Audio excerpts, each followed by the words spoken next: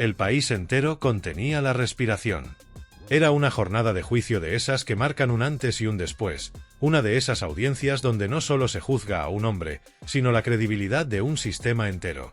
El fiscal general del Estado, figura controvertida y poderosa, se encontraba en el ojo del huracán, rodeado de cámaras, micrófonos y periodistas expectantes. Su futuro, y quizá también el del propio gobierno, pendía de un hilo invisible, tenso y frágil. Desde las primeras horas del día, la atmósfera en el Tribunal Supremo se había vuelto irrespirable. El eco de los pasos en los pasillos se mezclaba con el murmullo constante de los reporteros acreditados, convocados en masa por una estrategia de comunicación que, según se decía, había sido orquestada desde la propia Moncloa. La intención parecía clara: moldear el relato, controlar la narrativa, llenar el espacio mediático con voces afines. Sin embargo, lo que debía ser una demostración de fuerza terminó revelando una grieta profunda. Los periodistas empezaban a hartarse. Varios comunicadores reconocían en voz baja que las instrucciones eran difusas y las fuentes, cada vez más cuestionables.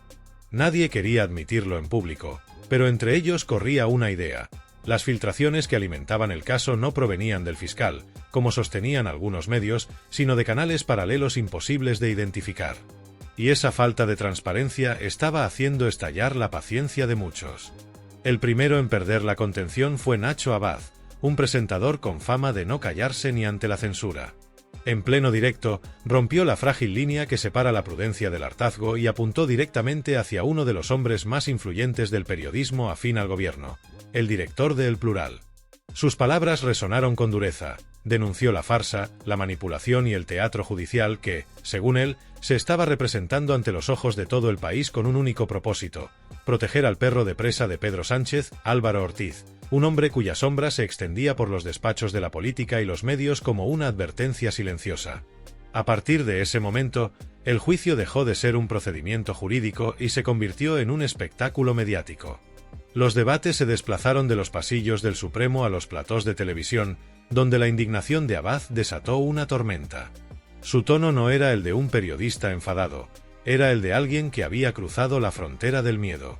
Si decís que no fue el fiscal quien filtró, demostradlo, repetía una y otra vez. Si la información llegó por correo o por WhatsApp, mostrad las pruebas. Enseñad una captura, una fecha, una hora. ¿O acaso no existe nada que respalde lo que decís? La respuesta fue tan débil como reveladora. Uno de los comunicadores involucrados intentó justificar la ausencia de pruebas alegando que jamás habían hablado con el fiscal general del Estado, por lo que no podían enseñar un correo que no existía. Pero Abad, lejos de conformarse, insistió: entonces mostrad el mensaje de quien os lo envió. Tapad el nombre de la fuente, pero no el contenido. Si la filtración ocurrió antes de que el fiscal tuviera conocimiento, el documento lo demostraría sin comprometer a nadie. Las palabras cayeron como piedras. Nadie replicó con convicción. Se decía que más de 400 periodistas de Madrid habían recibido aquel correo en los días previos, y sin embargo, ninguno había aportado una sola evidencia verificable. Ni una simple captura de pantalla. Nosotros publicamos el documento porque sabíamos que estaban mintiendo, trató de defenderse uno de ellos. Lo hicimos por responsabilidad profesional, para que la gente supiera la verdad. Pero esa justificación, en lugar de aliviar las sospechas, las amplificó.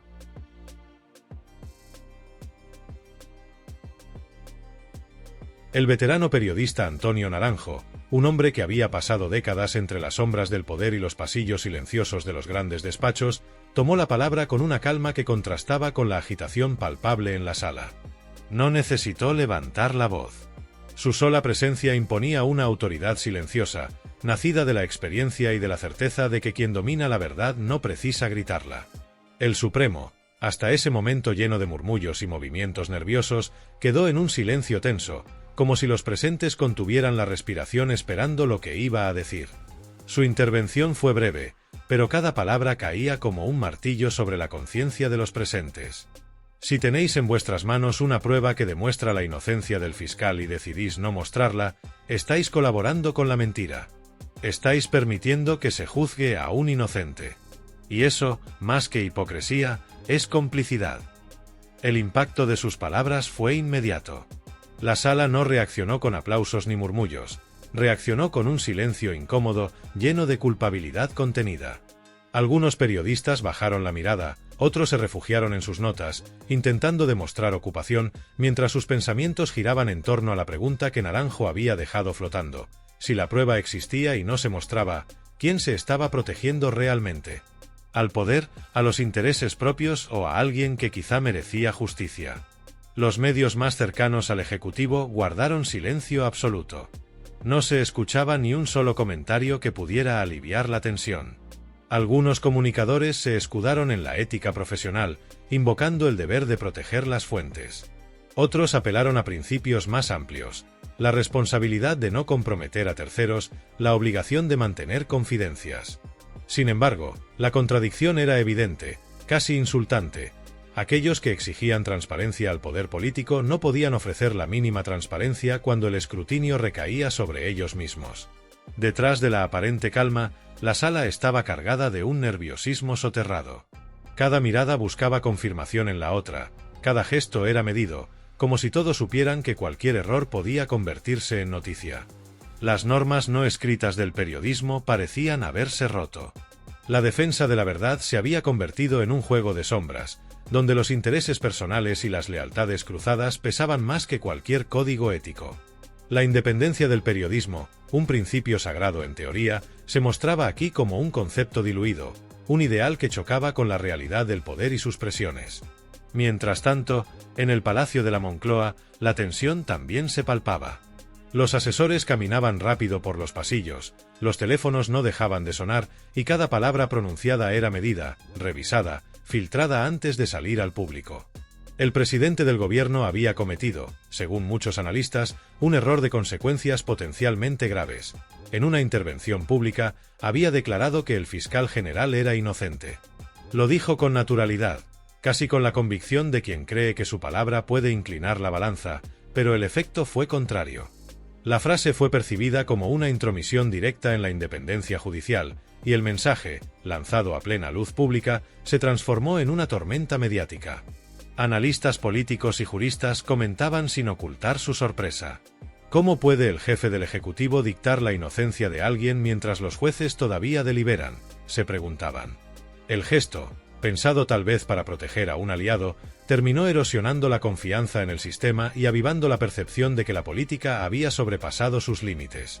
En medio de la cobertura, Chema, un periodista veterano, trató de restar gravedad a la situación.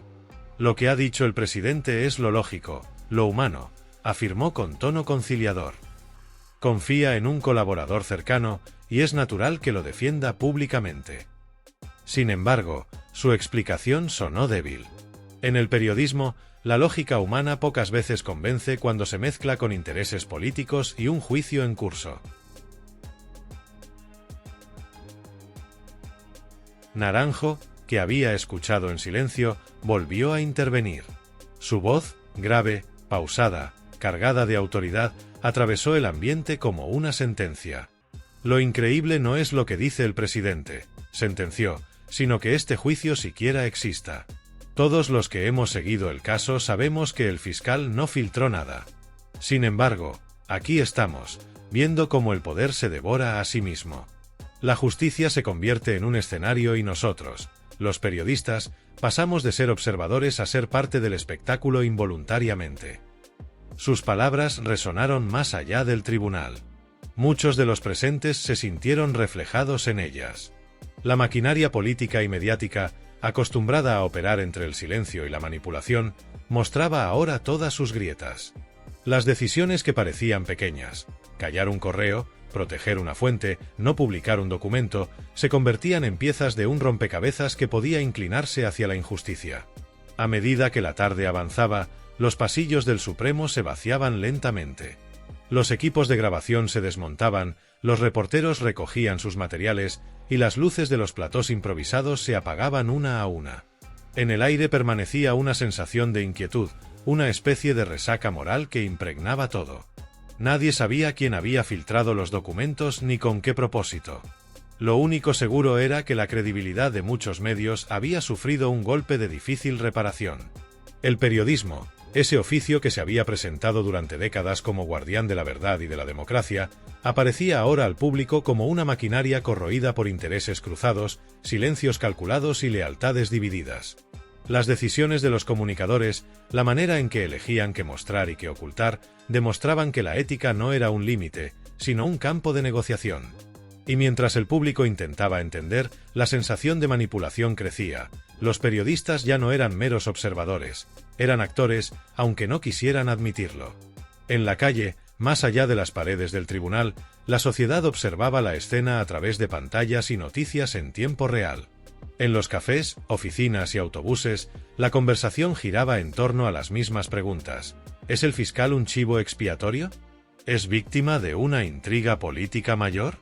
Algunos opinaban que sí, otros, que simplemente se trataba de otra pieza más en un engranaje de poder que nadie podía controlar. Sin embargo, todos coincidían en algo: la sensación de que había un juego mucho más grande en curso, una lucha entre la verdad y la manipulación, entre la justicia y la propaganda, que excedía cualquier juicio individual. El caso permanecía abierto, sin un final visible. El destino del fiscal general colgaba de un hilo, suspendido en la incertidumbre como una moneda girando en el aire antes de caer.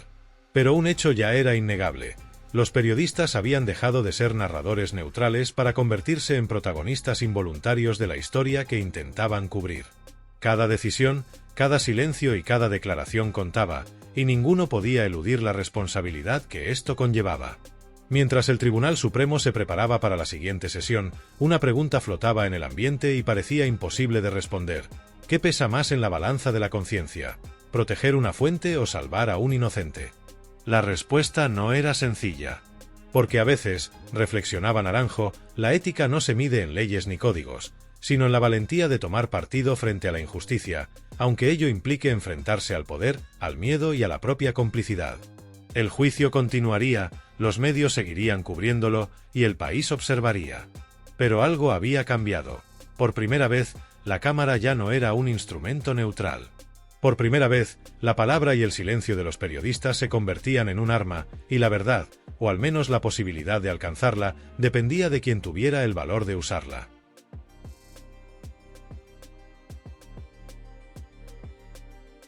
Chema, escucha atentamente. Antes de entrar en cualquier detalle, conviene recordar algo fundamental: todos los juicios comienzan desde un principio básico de justicia. La presunción de inocencia no es una frase vacía, es un pilar del sistema judicial. Cada acusado es considerado inocente hasta que se demuestre lo contrario, y esto no es una excepción ni una práctica extraordinaria, es lo normal en cualquier tribunal. No estamos haciendo nada fuera de lo común al respetar este principio. Ahora bien, entrando en el meollo del asunto, hay que abordar la cuestión de las filtraciones. Desde tu medio se difundió información, pero no fue producto de la acción del fiscal general del Estado. La pregunta crucial es cómo se produjo esa filtración y con qué fines. ¿Mandasteis correos a determinados miembros del gobierno para influir en la oposición a Ayuso? Por ejemplo, se habla de Pilar Sánchez Acera, quien asegura que borró los mensajes y no recuerda qué medio se los envió. Es decir, perfectamente podría haber sido un envío desde vuestro canal. Imagínate la situación.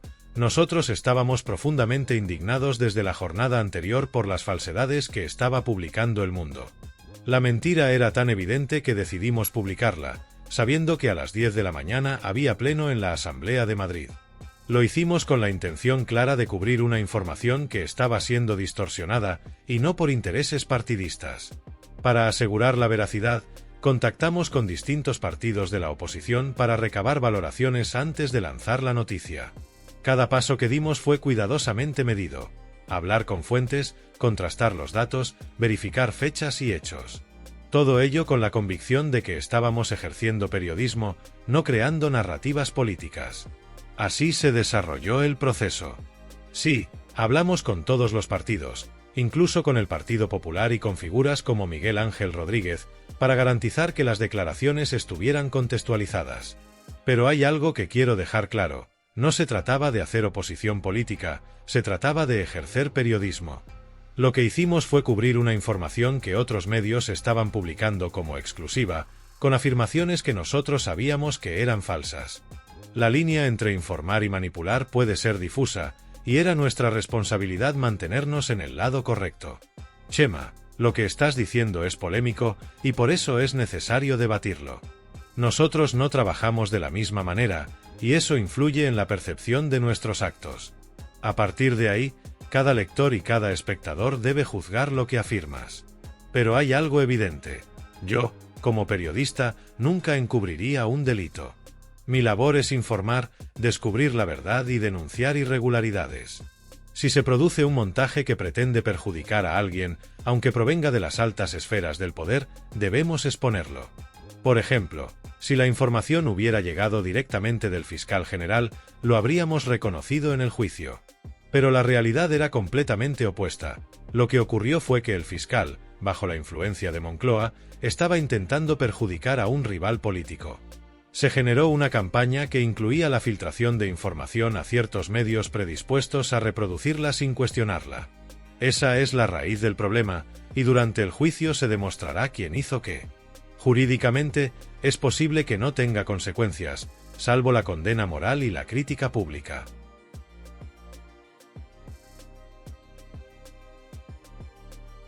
A mí no me interesan las lecciones de periodismo de quienes participan en montajes elaborados con la intención de manipular la opinión pública o encubrir irregularidades. No se trata de ideología ni de lealtad partidista, se trata de ética, de responsabilidad profesional y de mantener la credibilidad frente a la sociedad. La credibilidad, después de todo, es lo único que permite que la palabra de un periodista tenga peso, que la información publicada pueda ser tomada en serio. Si mañana, en cualquier escenario, veo que un partido político utiliza a la fiscalía para atacar a un rival o para influir en el desarrollo de un juicio, no me temblará la mano, lo denunciaré y lo haré sin dudarlo, con la misma firmeza con la que defiendo el derecho del público a conocer la verdad. No hay excusas, no hay matices, la ética no admite flexibilidades cuando está en juego la justicia y la transparencia. En España, la antigua división política entre izquierda y derecha ha perdido buena parte de su relevancia en ciertos contextos. Hoy, la línea divisoria real está entre quienes respetan los principios democráticos y quienes los vulneran de manera sistemática. La democracia no es un eslogan ni una formalidad, es la base sobre la que se sostienen los derechos de todos los ciudadanos, y quienes la comprometen no deberían recibir indulgencia alguna. Yo me considero un demócrata sin concesiones, alguien que no se deja seducir por modas políticas, alianzas estratégicas ni presiones externas. Mi brújula es la verdad y la justicia, y sobre esa base tomo cada decisión profesional. Ahora bien, centrémonos en los medios que se han señalado como implicados en la difusión de información filtrada. Hay un patrón evidente en su conducta. Todos aseguran tener pruebas que demostrarían la inocencia del fiscal, pero ninguno es capaz de mostrarlas de manera verificable. Unos argumentan secreto profesional, otros que los mensajes y correos fueron borrados y, por tanto, no existe constancia física que puedan aportar. Al mismo tiempo, sostienen que el fiscal recopilaba información con fines políticos, mientras que otra persona, independiente o no, poseía exactamente los mismos datos y actuaba de manera paralela, incluso antes que él. El resultado es una narrativa confusa, contradictoria y, en muchos casos, inverosímil. ¿Cómo esperan que la ciudadanía acepte esto sin cuestionarlo? ¿Cómo se mantiene la confianza en el periodismo cuando la lógica más básica parece ignorada deliberadamente? Antonio Naranjo, en este contexto, tiene toda la razón. No todos los periodistas somos iguales. Yo no me he sentido ridículo, ni he recibido pagos de políticos para influir en mi trabajo. No me pongo una careta de bufón para justificar o defender actos cuestionables de aquellos a quienes otros protegen. Cada acción que emprendemos, cada noticia que publicamos, debe ser medida con precisión, contrastada y evaluada bajo los estándares más rigurosos de la ética periodística. No se trata de impresionar, manipular ni entretener con espectáculo. Se trata de informar, de exponer la verdad incluso cuando resulta incómoda, y aunque algunos intenten silenciarla o reinterpretarla para su beneficio. Además, hay que recordar algunos de los bulos más notorios que han circulado en España y que han tenido consecuencias reales y profundas. Entre ellos, el caso de los 2 DNI, por el cual la directora de un medio recibió un reconocimiento y ascendió a un puesto estratégico en RTVE, y la supuesta preparación de bombas Lapa por la UCO, que en realidad estaba vinculada a investigaciones totalmente distintas. Dar lecciones de periodismo en estas circunstancias es una contradicción flagrante. Es como si un caníbal decidiera enseñar dieta vegetariana.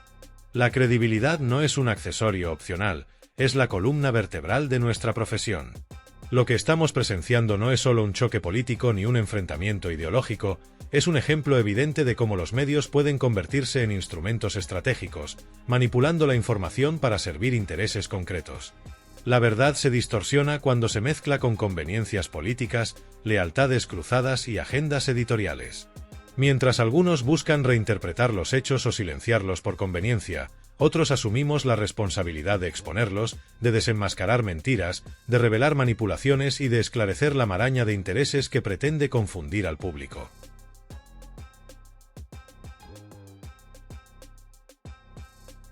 El periodismo, en este escenario, se transforma en una herramienta de responsabilidad social y política. No se trata de posicionarse, de defender un partido o de favorecer un interés concreto. Se trata de mantener un compromiso firme con la verdad, con la justicia y con la sociedad. Cada filtración, cada silencio, cada manipulación tiene consecuencias profundas. Altera la percepción pública, erosiona la confianza en las instituciones y debilita los cimientos democráticos. La historia juzgará a quienes decidieron callar y a quienes eligieron denunciar. No es un juicio interno, es un juicio de responsabilidad moral. Y mientras esto ocurre, la sociedad observa, analiza y forma su propia interpretación de los hechos. Los ciudadanos han dejado de aceptar la versión oficial sin cuestionarla. Saben que los intereses cruzados, las alianzas estratégicas y las lealtades editoriales moldean lo que leen, escuchan y ven. La audiencia se ha vuelto más crítica, más exigente y más selectiva. En este contexto, cada decisión periodística, cada elección de publicar o no una información, adquiere un peso extraordinario.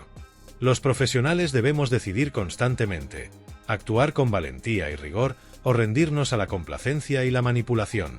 Al final, la línea que separa la ética del interés personal, la verdad de la mentira, es extraordinariamente delgada. Mantener esa línea intacta es la única garantía de que el periodismo cumpla su función esencial: servir a la sociedad, proteger la democracia y defender la verdad frente al poder, la corrupción y las presiones externas. Esa línea exige constancia, disciplina y una integridad inquebrantable. Sin ella, no hay periodismo, solo espectáculo, ruido y desinformación. Pero más allá de la teoría, debemos contemplar el contexto completo.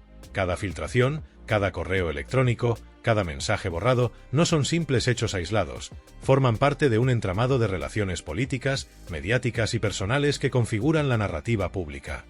La ciudadanía observa atentamente, y su confianza no se regenera automáticamente. Es responsabilidad de los periodistas demostrar que sus acciones están motivadas por principios, no por conveniencia ni por miedo. En este escenario, la profesión periodística enfrenta una encrucijada histórica. Cada acto de silencio, cada decisión de publicar o no publicar información, determina no solo la credibilidad de los medios, sino también el equilibrio democrático del país. La sociedad exige que se actúe con independencia, valentía y ética, y los periodistas que no cumplen este mandato arriesgan no solo su reputación, sino también la confianza colectiva en la prensa como pilar de la democracia. El periodismo no es un oficio cómodo. No se ejerce desde la neutralidad pasiva ni desde la complacencia con el poder. Es un compromiso activo, un ejercicio de responsabilidad que exige discernimiento, rigor y, sobre todo, valentía. Cada palabra, cada reportaje y cada investigación son piezas que construyen la narrativa pública, y cada decisión de ocultar o distorsionar información tiene efectos que trascienden a los involucrados directamente. Por eso, mantener la ética intacta es vital. Es la única forma de que el periodismo siga siendo un baluarte contra la corrupción, un escudo para la democracia y un faro de verdad en medio de la confusión mediática y política. Quien pierde la brújula ética, pierde mucho más que credibilidad. Pierde la capacidad de servir realmente a la sociedad, y ese es un precio que ningún periodista responsable debería estar dispuesto a pagar.